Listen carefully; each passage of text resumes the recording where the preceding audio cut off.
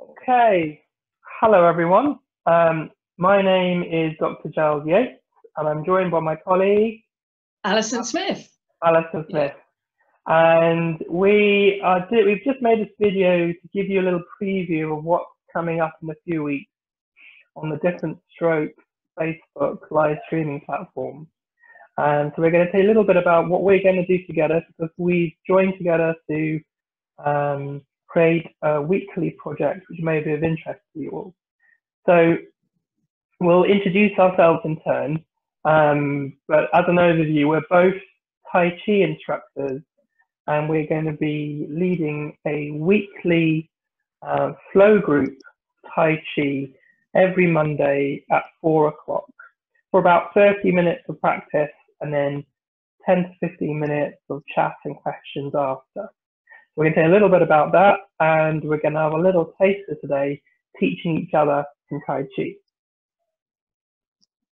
So Alison, would you like to just introduce yourself? Yeah, sure. I'm Alison Smith, and I've been playing Tai Chi for quite a long time now. I think I began in 1979. I can't quite believe that. No, that's, yeah, 1979, it's true. And I've loved Tai Chi, and I've been involved in it for all that time, and also been very interested in Tai Chi for people who've had a stroke, and also for exercise for people who've had a stroke as well. And oddly enough, I actually had a stroke myself last year after all that involvement. So I've got, yeah, kind of view from both sides really.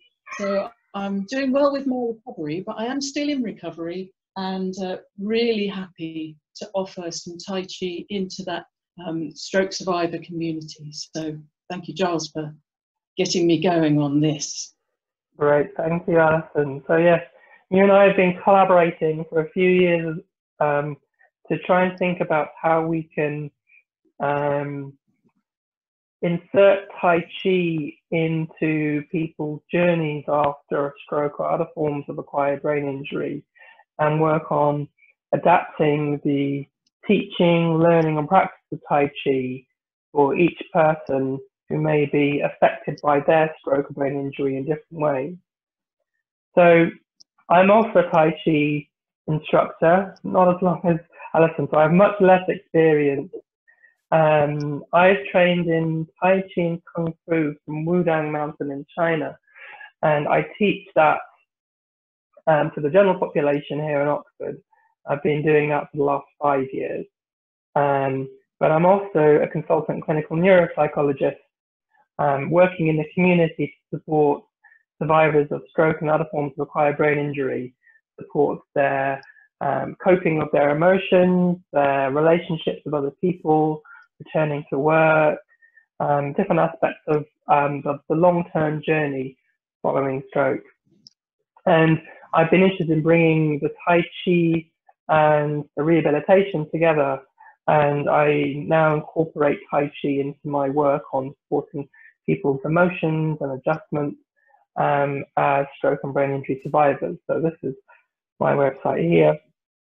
And we both come together to think about providing Tai Chi for survivors of stroke via the Different Strokes charity Facebook page. So for me, just to kind of conclude, I think for me, stroke is something that requires support in a holistic way. So people are struck down by the stroke, literally, to think about the name itself, and people are rebuilding themselves and need support to work on their body and their mind at the same time. Their body, their thinking, their emotions, their adjustments, while feeling quite socially isolated as well. And different kinds of support focus on one thing or the other, either physio for the body or talking psychological therapy for the mind.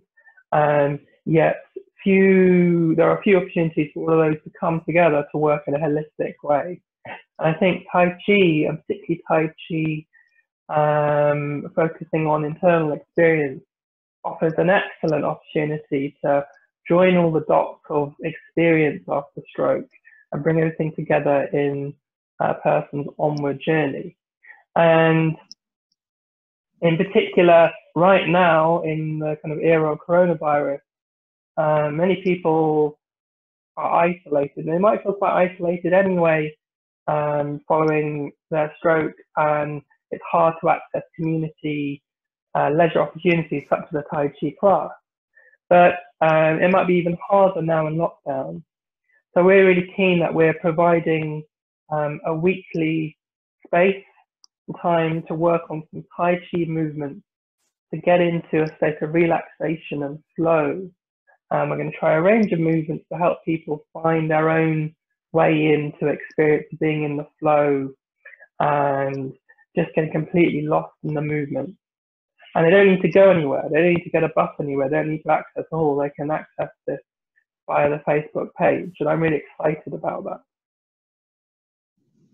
And I think a really important issue also is fatigue. And fatigue characterizes many survivor experiences after their stroke or brain injury. And we know now from reports coming through that many people who've had coronavirus are also struggling with post-viral fatigue. So there are a lot of fatigued people out there, a lot of people struggling with tiredness and low energy.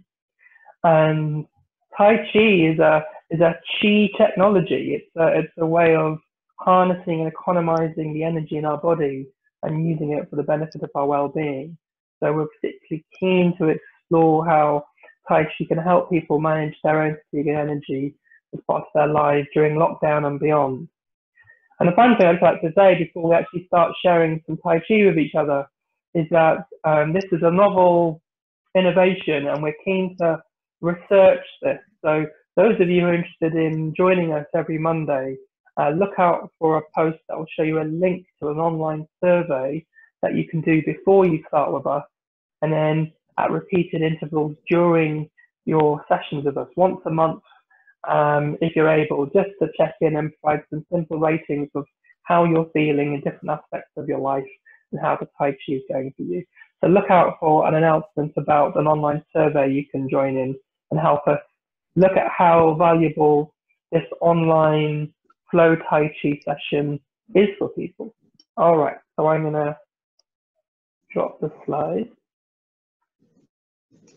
And now we're going to spend a little time sharing some Tai Chi movements with each other. So in the class itself, one of us will lead one week, the other the next week.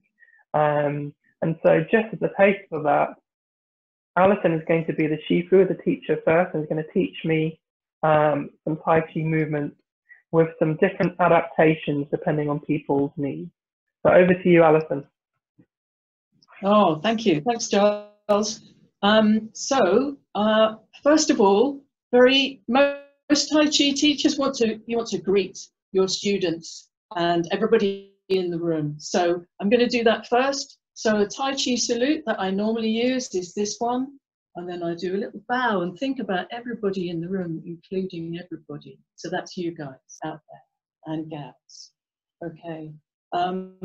Now, sometimes in Tai Chi, you might be surprised to know we use weapons. So if we're holding a weapon, ready to do our Tai Chi with a weapon, might be a sword or a fan or something, we will use just one hand. So this is really cool. For people who can't work one side of the body very well, we can do a Tai Chi salute like this. So here we go, I'm going to do that now. Okay, Giles and I both have to go at that now. That's great. So we're well welcomed now, each other. So for me, with Tai Chi, one of the real fundamentals is this lovely phrase, 3 words that came from the teachers that I've learned from. Upright, comfortable, and relaxed. All of those things together. Upright, comfortable, relaxed. So you might get a bit bored with me saying that, but listen out for it. I'll probably say it quite a lot. And then we need to think about being in a good position to do our Tai Chi. I'm sitting down right now, and so I'm going to show you a good position for sitting down. So the main thing about good position when you're sitting is that you don't really want to be leaning back into the chair. So if you're on a sofa, it's a bit tricky not to, but just do your best. You're going to come forward just a tiny bit to the front of the chair so that your back is able to sit upright. So now we haven't yet done the health and safety talk, which goes, if it hurts, don't do it, right? So you're going to take care of yourselves. Everybody's going to take care of themselves in this class. I can't see you and I can't help you with your posture because we're not in the same room. So you need to take care of yourself. So I hope everybody's signed up to that. So here we are, good sitting position. I can say a lot more about that when we've got more time, but basically come away from the back of the chair, feet flat on the floor, and think about upright, comfortable, and relaxed, all together at the same time. So I'm going to stand now to show good standing position. And you'll notice that my right leg's still a bit wonky. So there we go. So now standing up, we've got feet flat on the floor. Have a tiny gap between the feet. You don't want them too close, because you might be a bit unbalanced. So we want to do upright, comfortable and relaxed, standing up now. So what I would say is, yes, have a little gap between the feet. I'm pulling my trousers back so you can see my knees. We don't want them locked straight. We want them just off lock. So you don't want to bend them a long way. You just want to have them off lock if you can. I know this might be something you're still working on with your recovery. Okay, so whether you're sitting or standing, we're just feeling that upright, comfortable, relaxed feeling. And one of the things that can help us do that is a big sigh. And you can voice that. You can hear, make the sound with your voice if you want to. Making a sound helps that vibrations of your voice, helps that relaxation go right through the body. So here we are. We've got upright, comfortable, relaxed. Excellent. So now we're going to think about a move I really like, which is calm down, calm down. Have you ever heard somebody say that? They say it in a really nice, calm way. It can help you calm down. Okay, so calm down movement. I've got a lot of different versions of this. I'm going to start with a one-handed version. This works seated or standing, so we're going to do the same. So we're going to take your best hand, whichever is your best hand at the moment. It might be your right hand if you're right-handed, or it might be your unaffected hand. You're going to do a little scoop. You can even think a little bit about an ice cream scoop with your hand. So your palm goes palm up, and then you're just going to relax the arm down again. So I've got my arm hanging by my side. I do a little scoop like an ice cream scoop and let the hand come up in front of me. And then I let the hand relax down and the hand go palm down. Oh, I can see you doing that, Giles. That looks great. So palm up as you do the scoop. And then you can just let the scoop go down. Great stuff. And anytime you like, you can go comfortable, relax. So if you've got both hands working reasonably well, you can have a go at the other hand as well. If not, keep going with your first hand. So you can have another scoop on this side and relaxing down. Scoop again. So what's so interesting about Tai Chi is it's not about the hugeness of the movement at all. The size of movement is not really the thing. The thing is the movement and a mental image that you bring with that movement. You can be thinking about scooping, that's quite a nice image to have, scooping up and letting the hand come down. So as I said, it's more about what's going on inside the body than the outside. If you just do the outside, that's not really Tai Chi, is it? We want to put the inside of the body into this as well. So we could do both hands if you're able to. You can do both hands. Otherwise, you can carry on with the side that you felt most comfortable with to start with. Up to you. All the time, you want to be adjusting the Tai Chi moves and everything you do, so it's really comfortable and relaxed for yourself to do. So we've got this scoop going on. And you'll notice that I'm having a little bit more give in my knees as the hands come down. So this is calm down movement. Now there's a really big version of this. So if you let your hands come down and rest by your sides, take a little pause now, and I can show you a much bigger version. This is really nice. We can scoop with the arms going out. One hand if you like, and then let the palms face downwards, and you're going to bring the hands down. So this is that's the biggest version of this calm down move. Scoop up.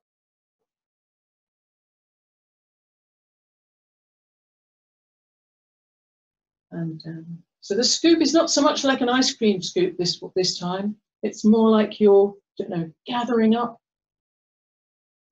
And then palms down. You just float down in front of your body with a gap between.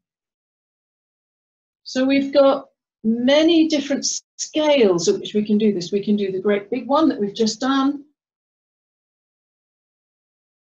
And we can do the really small one, the scoop, like the ice cream scoop.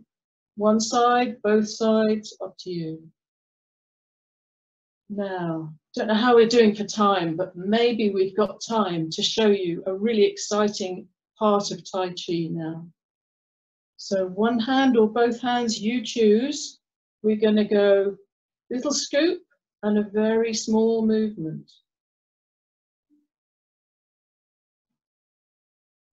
And scoop. Keep going, it's very small movement. So you're going to scoop up and let the hands come down, one hand or the other.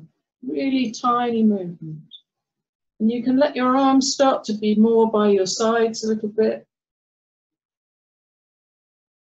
So that this movement is going to get smaller and smaller now until it's so tiny, people watching you might not even know you're doing anything.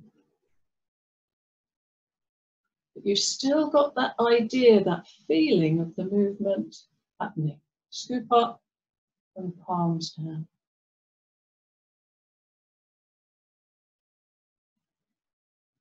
Maybe you can feel it in your palms, maybe just one palm you can feel it in. You can just feel that movement still going on inside. Okay. So, I think I don't really have an idea of exactly what the time is right now, Giles, so but I have a feeling that we're probably needing to move on. What do you think? Yeah, thank you, Alison. Let me have a go now. That's wonderful. And that's really inspired me actually to think about a little secret too. That was lovely following you. And I love the idea of how you magnify a movement and then minimize it to the point of it being internal and it can't be observed from the outside, but that movement, that energy is happening within you. And I think that's so important because, we spend a lot of our time focused on outside external stimuli, and often we can neglect our internal experience. And something like a stroke or another brain injury can really force that in, can't it? So if your body doesn't do what you want it to, or if you're confronted with some really difficult emotions that you're feeling in your body, or if the world feels really overwhelming and bombards you with stimulation too fast and the volume is up too much, and then something like that will kind of force us inside ourselves like a shell. But actually using the Tai Chi to find movement that nourishes us and enlivens us, and then to take that and distill that and put that back inside of us is a wonderful practice. Yeah. So what I would like to do, just to maybe finish our introduction, is teach you a little sequence. And right. So we're recording this on the 17th of June, I believe. And this weekend, it's the summer solstice. So when we think about the Tai Chi 2, the yin-yang symbol, what we got here is the big white bit coming to its crescendo, and all those energies the waxing energies, the rising energies coming to a peak this weekend. So the Tai Chi and the Qi Gong, which is we're going to draw upon in our sessions, which are kind of often one movement that you're rehearsing, repeating many times. The steps that I've learned in China are linked to the seasons. And so I'd like us to do the summer season as we really approach to the rise of energy.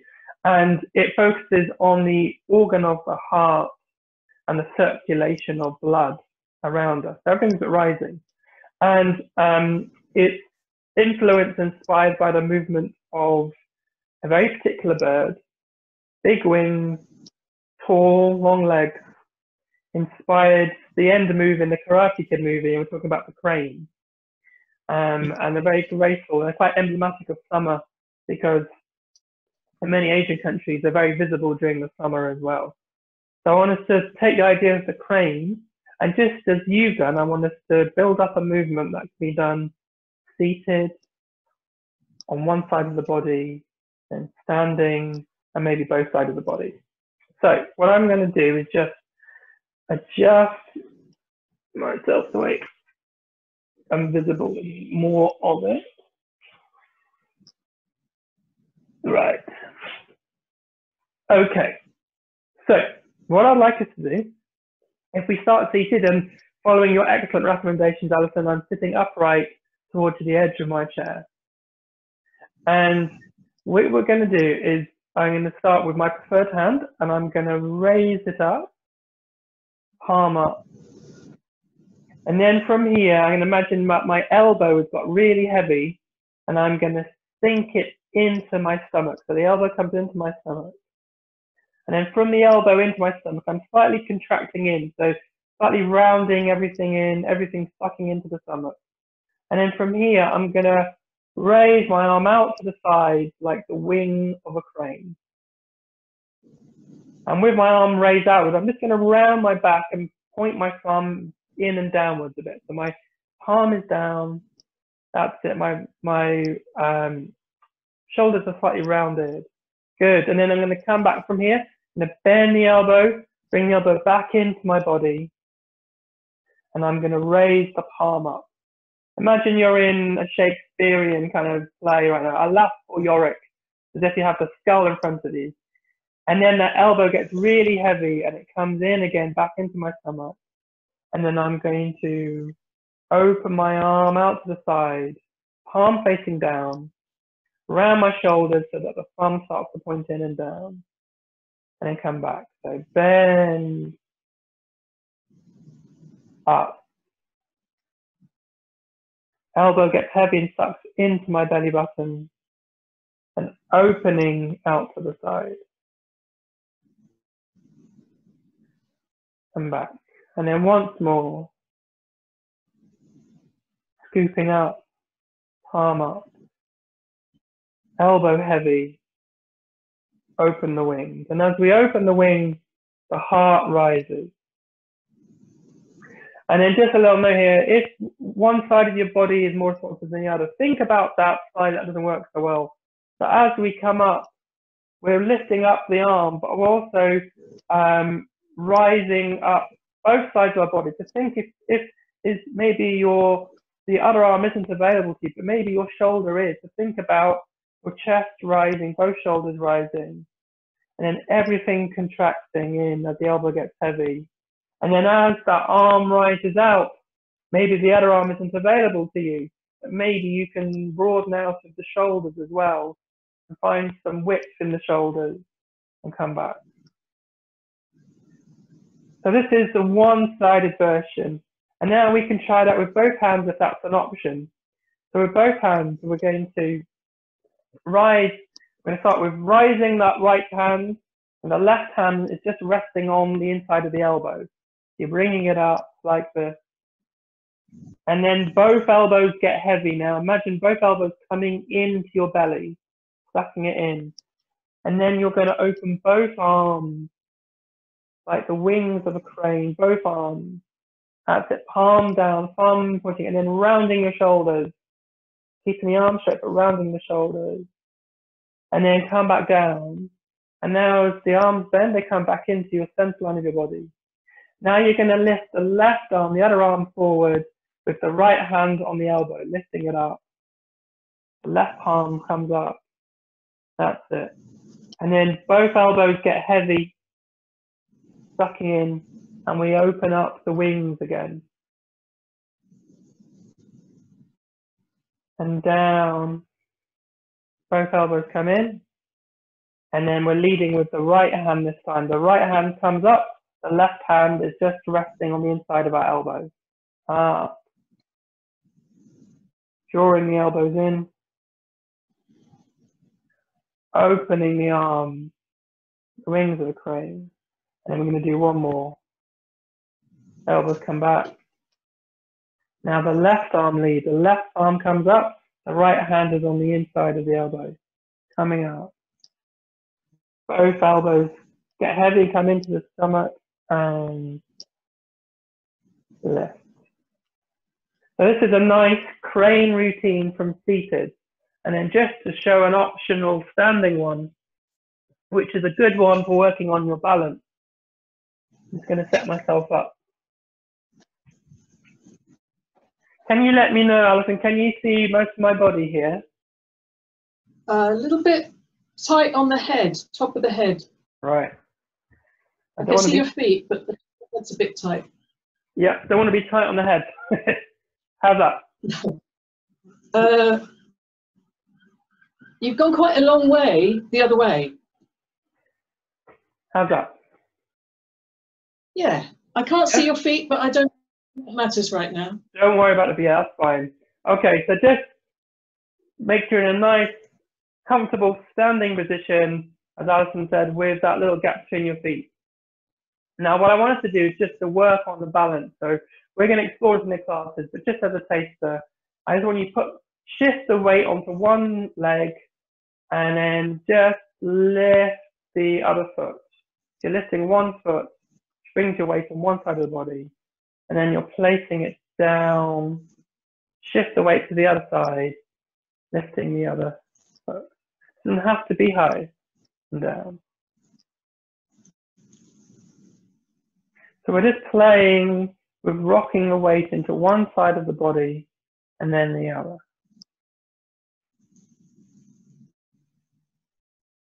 And it's up to you how high you lift it. It could just be a little bit off the ground, or it could be very high into like a more classic Kung Fu stance where you're pointing the toes down, your knees really high, or it can be somewhere in between.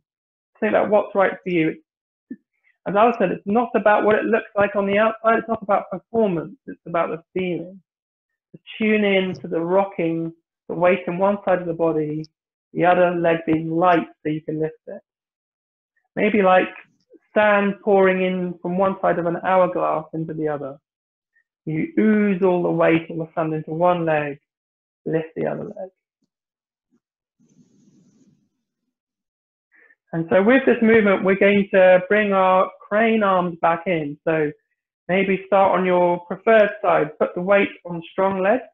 And then if both sides are able, you're going to lift the one hand and the leg on the same side. They're going to come up together, the hands and the leg. And then they're going to come down. Both elbows come into stomach, and then you're going to open up the wings.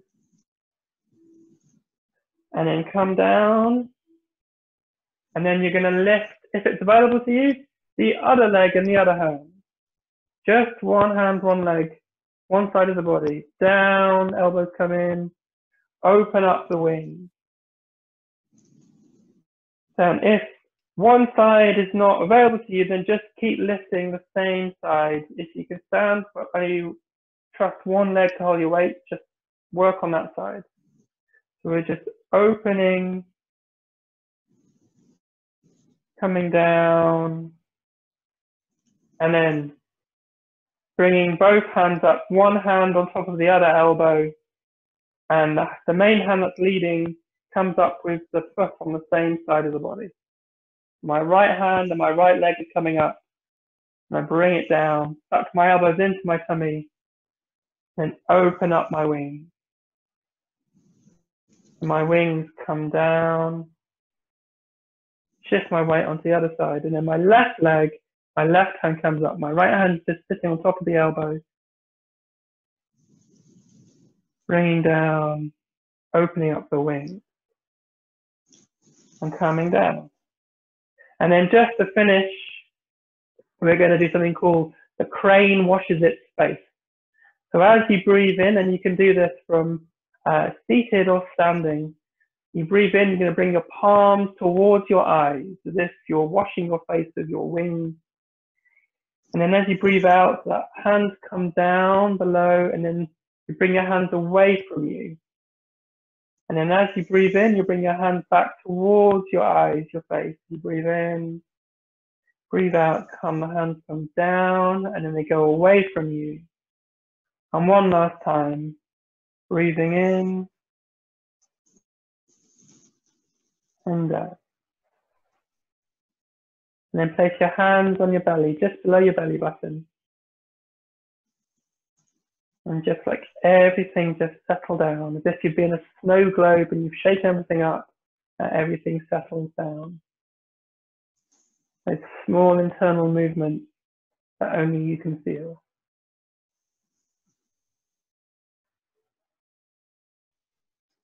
Nice. Thank you, Alison. Well, thank you, Giles. That was brilliant. I really enjoyed that. It was so nice to share. I don't know if you know, but I'm a very great devotee of the white crane, and I have a form that I do, and I absolutely love it. So anything that is the white crane movements. Right. So I'm just going to wind up our little session now, and just by announcing what's coming then. So on the 6th of July, 4 p.m., we're going to have our first session, and it's going to be 4 p.m. every Monday. And it's going to be half an hour of an introduction and a little sequence of movement, just in the way that we've just done, with one of us leading for that week. The other of us will always be there monitoring the chat and the comments, but one of us will be leading the video session. And then at the end of that half an hour, there's time for question and answers and chat. And we're really keen for a community to form around these videos and these live streams, so we can be interacting with you guys.